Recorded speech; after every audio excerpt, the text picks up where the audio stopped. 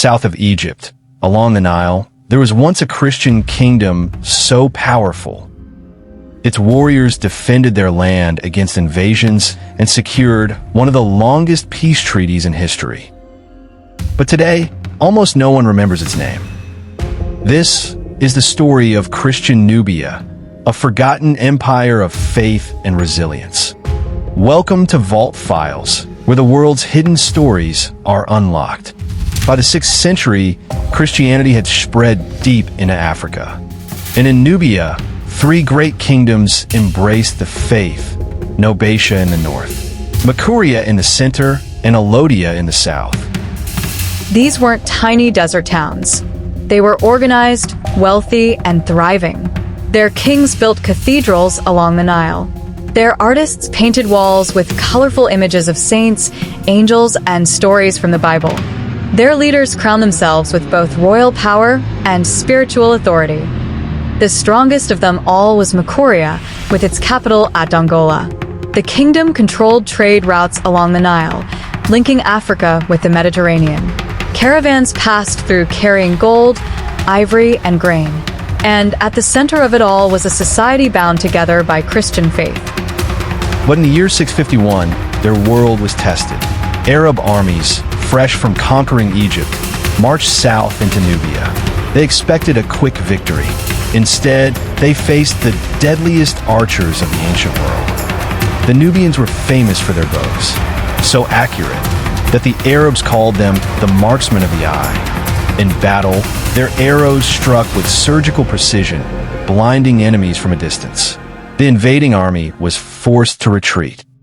But here's the extraordinary part. Instead of constant war, the two sides agreed to peace. The result was the Backed Treaty, a deal that lasted for more than 600 years. Think about that. One of the longest peace agreements in all of history. For centuries, Nubia flourished in this unusual balance. Their churches grew larger. Their bishops became influential. Their culture blended African traditions with Christian faith in ways unseen anywhere else. Imagine bright murals of Christ painted with Nubian features. Imagine desert fortresses echoing with the sound of hymns. Travelers from the north wrote about Nubia's wealth and faith. It was a Christian stronghold, standing proudly in the heart of Africa. But history has a way of shifting sands. Trade routes began to change. Caravans moved west, bypassing the Nile. Pressure from Egypt grew stronger, and slowly the kingdoms weakened. By the 14th century, Alodia was fading. By the 15th, Makuria was struggling to survive. And by the 16th century, the great Christian kingdoms of Nubia were gone. Their cathedrals abandoned. Their murals buried beneath sand. Their story almost erased. Today, archaeologists are uncovering what was forgotten.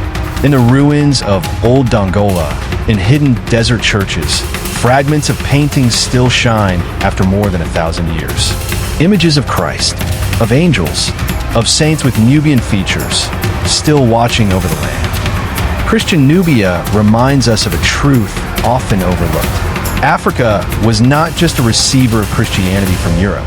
Africa was once one of its strongest guardians and defenders. You've just unlocked another story with Vault Files. Until next time, keep the stories alive.